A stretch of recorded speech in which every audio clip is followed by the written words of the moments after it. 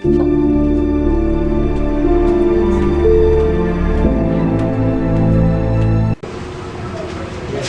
pagkain ba? Bakit wala ako nakita pagkain sa lamesa? Anong oras na? Alas 12 na, Marina, wala pang pagkain. Pasensya ka na. Inasikaso ko pa sa yung mga bata. At naglinis din ako ng bahay kanina. Umutang na lang ako ng pagkain kay Aling Nena sa tindahan.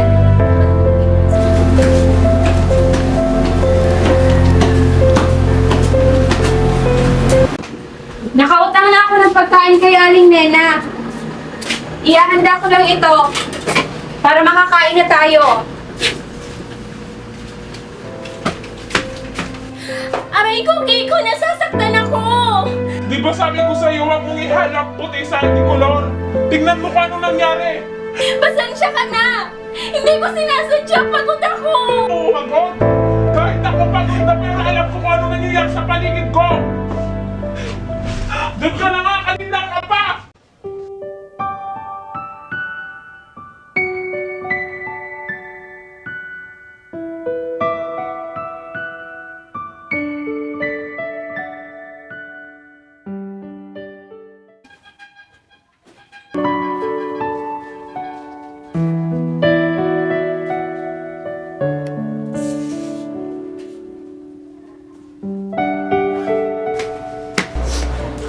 Saan ka pupunta? Eh, di saan pa? Lalagas!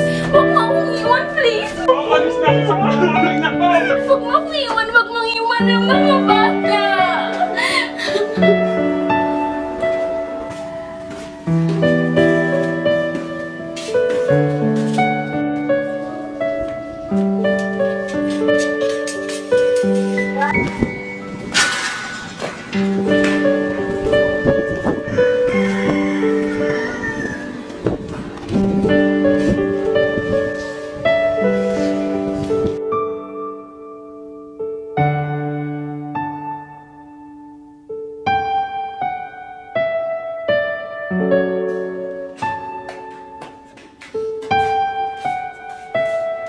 Ay, bakit ka umiiyak?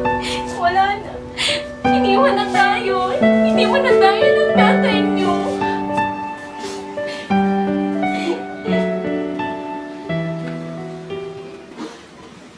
Ang hirap naman ito. Ang dami natin gastusin sa paaralan. Oo nga ate, para sa tayong graduating.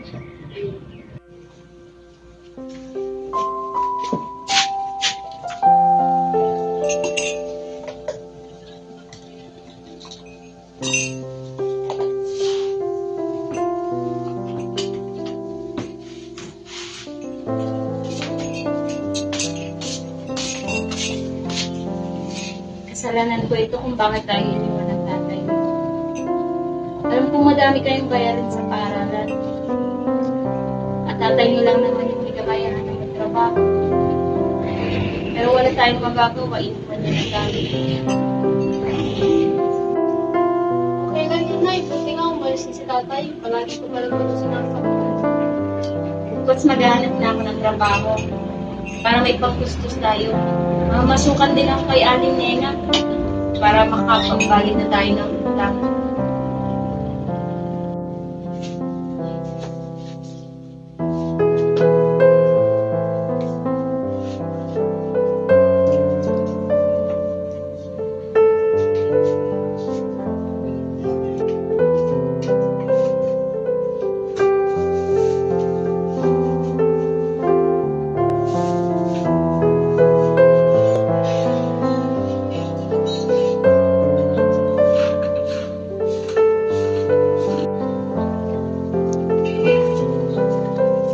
Marina, sweldo mo. Maraming salamat po. Ano ka ba? Kung hindi dahil sa'yo, hindi naging maganda sa bahay. Maraming salamat po. Malaking tulong na po ito sa amin. Wala ano. Mayroong kasabihan na ang babae ay dapat nasa bahay lang at hindi nagtatrabaho. Pero hindi ako isang babae lamang. Ako ay isang nanay na kayang magsakripisyo para sa mga anak. Iniwan man ako, sawi man ako sa pag-ibig, bawing-bawi naman ako sa mga anak ko. Nagbunga ang aking sakripisyo sa pagtatrabaho. Nakapagtapos lang naman ako ng 2 sa kolehiyo. Meron ako ng isang teacher at doktor, at habang buhay ko yang ipagmamalaki. Ako ay isang nanay na matatag, isang nanay na kayang sumuporta at susuporta para sa mga anak.